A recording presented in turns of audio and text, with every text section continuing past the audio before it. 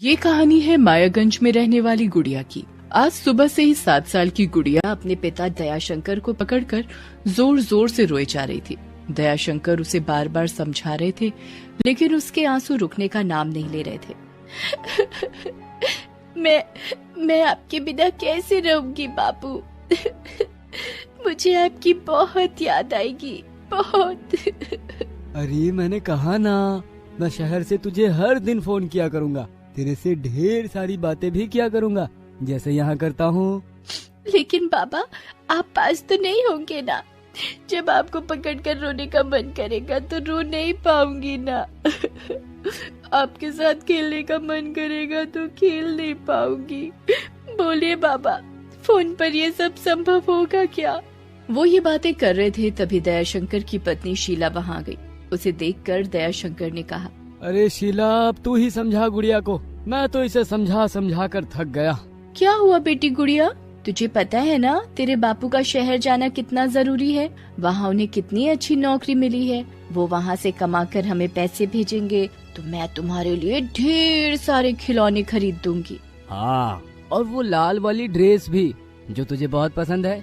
लेकिन तुझे हर दिन स्कूल जाना होगा और खूब मन लगाकर पढ़ना होगा। तुझे बड़ी होकर अफसर बनना है ना। दयाशंकर शहर चला गया। अपनी नन्ही सी गुड़िया को उसकी सौतेली माँ के भरोसे छोड़ गया। 2 साल पहले गुड़िया की माँ की मौत हो गई थी। गुड़िया की छोटी उम्र को देखते हुए रिश्तेदारों के कहने पर उसने शीला से दूसरी शादी कर ली। शीला अपने पति के सामने दिखावा तो करती कि वो गुड़िया से प्यार करती है, लेकिन पीठ पीछे उसके साथ बहुत ही बुरा व्यवहार करती। दयाशंकर के शहर जाने के बाद तो शीला और भी पत्थर दिल हो गई थी। एक दिन सुबह सुबह जब गुड़िया स्कूल जा रही थी तो, अरे सुबह सुबह कहाँ चल दी? माँ, वो स्कूल जा रही हूँ मैं। बड़ी आई स्कूल जाने वाली, यहाँ घर का सारा काम पड़ा हुआ है। ये किसके भरोसे छोड़कर जा रही है तू? मैं करूँगी ये सारा काम क्या? तेरी नौकर हूँ क्या मैं? चल जल्दी से सारा काम कर, नहीं तो इतना मारूंगी कि सारी पढ़ाई लिखाई 1 मिनट में भूल जाओगी। गुड़िया घर का सारा काम करती। घर की साफ सफाई, कपड़े धोना, बाजार से सब्जी लाना, फिर अपनी सौतेली माँ और खुद के लिए खाना बनाती। और जरा सी गलती होने पर उसे मिलती यातना भी ऐसी कि उस मासूम की चीख निकल जाती। अरे मुफ्तखोर, तुझे मैंने कहा था मेरे सारे कपड़े इस्त्री करने के लिए, और तू यहाँ अपने स्कूल की किताबें खोलकर बैठी है। वो तो मैंने कर दिए थे माँ। मैंने कर दिए थे माँ, सारे कपड़े कर दिए तो ये क्या है? माँ, मुझे ये दिखा नहीं। क्यों, अंधी हो गई है क्या तू, या जानबूझकर मेरी बात नहीं सुनना चाहती? देख अब मैं तेरी क्या हालत बनाती हूँ। शीला उसे खींचती हुई दूसरे कमरे में ले गई और आयरन गरम करके उसके हाथ से सटा दिया। वो बेचारी दर्द से बिलबिला उठी। माँ, बहुत जल रहा है माँ, मेरा हाथ बहुत जल रहा है। उसी समय दयाशंकर का फोन आ गया।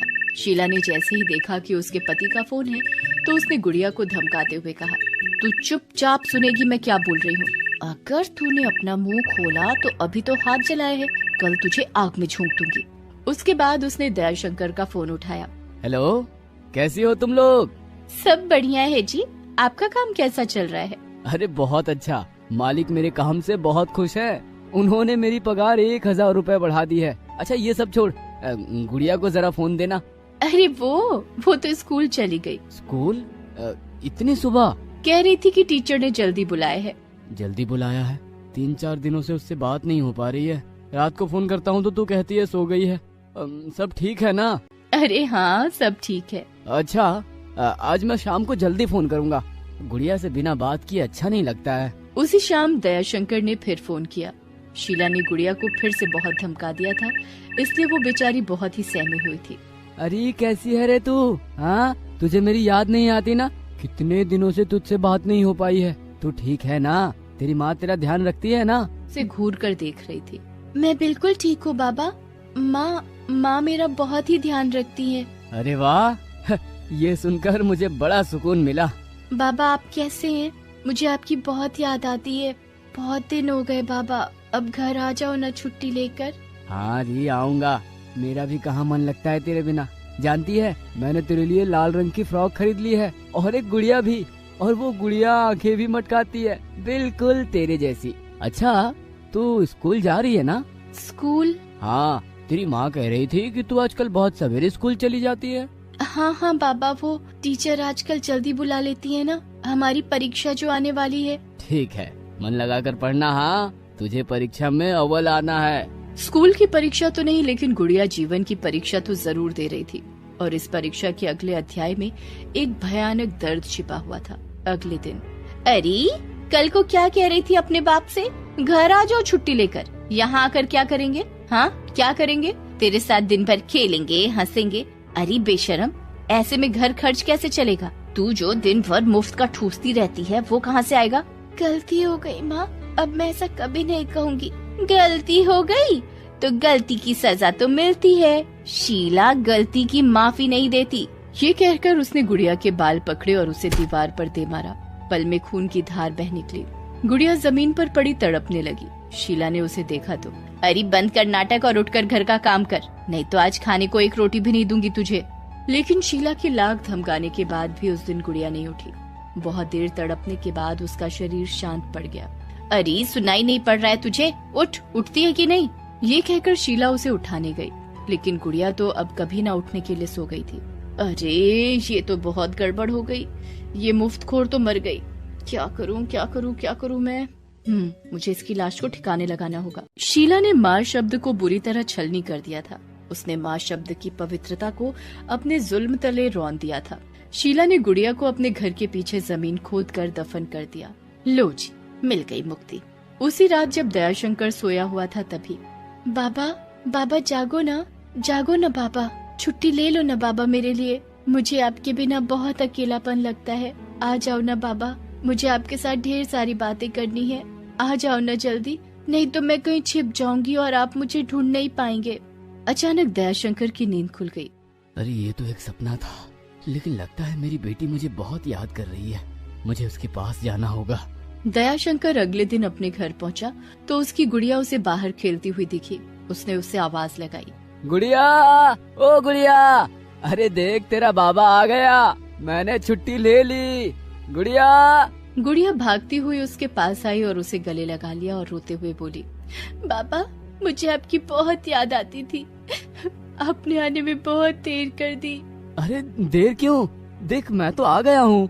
ये कहकर दयाशंकर ने अपने साथ लाए बैग को खोला और उससे लाल फ्रॉक और गुड़िया निकालकर उसे देने लगा। बाबा ये तो बहुत सुंदर फ्रॉक है और ये गुड़िया सच में कितनी अच्छी लग रही है, लेकिन बाबा अब तो मैं ये फ्रॉक नहीं पहन सकती और इस गुड़िया से भी नहीं खेल सकती, क्योंकि मैं तो मर गई हूँ ना। दयाशंकर ने जैसे ही गुड़िया के मुंह से ये शब्द सुना वो चौंक गया। ये क्या कह रही है तू? मैं सच कह रही हूँ बाबा, मैं मर चुकी हूँ। माँ ने मुझे मारकर घर के पीछे इमली के पेड़ के पास दफना दिया है, लेकिन बाबा आप माँ को कुछ मत कहना, क्योंकि अब मैं भी नहीं रहूंगी तो आपका ध्यान कौन रखेगा? ये कहकर गुड़िया वहाँ से गायब हो गई। गुड़िया, गुड़िया, अरे कहाँ गई तू? गुड़िया। दयाशंकर का दिल जोरों से धड़कने लगा। वो अपने घर के पीछे गया और इमली के पेड़ के नीचे खुदाई करने लगा। कुछ ही देर बाद उसे वहाँ अपनी प्यारी गुड़िया मिल गई, लेकिन वो अब जीवित नहीं थी। गुड़िया, गुड़िया, अरे मेरी बच्ची, अरे मेरी बेटी, ये क्या हो गया रे? तेरे बाबा ने सच में बहुत देर कर दी रे, मेरे बच्चे को मार दिया। अरे मेरे फूल से बच्चे को मार दिया। हे भगवान, उस औरत के हाथ नहीं कांपे मेरी बच्ची को मारते हुए, हाथ नहीं कांपे। दयाशंकर गुस्से में शीला को आवाज देता हुआ घर में दाखिल हुआ। शीला, शीला। अरे आप कब आए? गुड़िया कहाँ है? कहाँ है मेरी गुड़िया? गुड़िया? अरे क्या बताऊं मैं। कल वो स्कूल से वापस लौटी ही नहीं। मैंने उसे ढूंढने की बहुत कोशिश की, लेकिन पता नहीं हमारी बच्ची कहाँ चली गई। कल रात से मुझे नींद नहीं आई है, एक निवाला भी गले से नहीं उतरा है। शीला, मुझे पता है मेरी बेटी कहाँ है, चल तुझे दिखाता हूँ। दयाशंकर शीला को खींचता हुआ इमली के पेड़ के पास ले गया। अरे क्या बिगाड़ा था इसने तेरा? क्यों मार दिया तूने इसे? ये क्या कह रहे हैं आप? मैंने नहीं मारा इसे। अरे क्यों झूठ बोल रही है? मेरी मासूम बच्ची ने मुझे सब बता दिया है। अरे तूने माँ के नाम को बदनाम कर दिया। माँ तो औलाद की बलाएं ले लेती है, लेकिन तू तो खुद इसके लिए बला बन गई। और ये बेचारी मर कर भी तेरी पैरवी कर रही है कि माँ को कुछ मत कहना। लेकिन गुड़िया, तेरी ये बात मैं नहीं मानूंगा। मुझे माफ कर दे मेरी बेटी, तेरी ये बात मैं नहीं मान पाऊंगा। दयाशंकर ने पुलिस को सारी बातें बता दी। शीला को पुलिस ले गई और उसे उम्र कैद की सजा हो गई। लेकिन बेचारी गुड़िया एक सौतेली माँ की नफरत का शिकार होकर मारी गई। दोस्तों, आप हमारे चैनल को जरूर सब्सक्राइब करें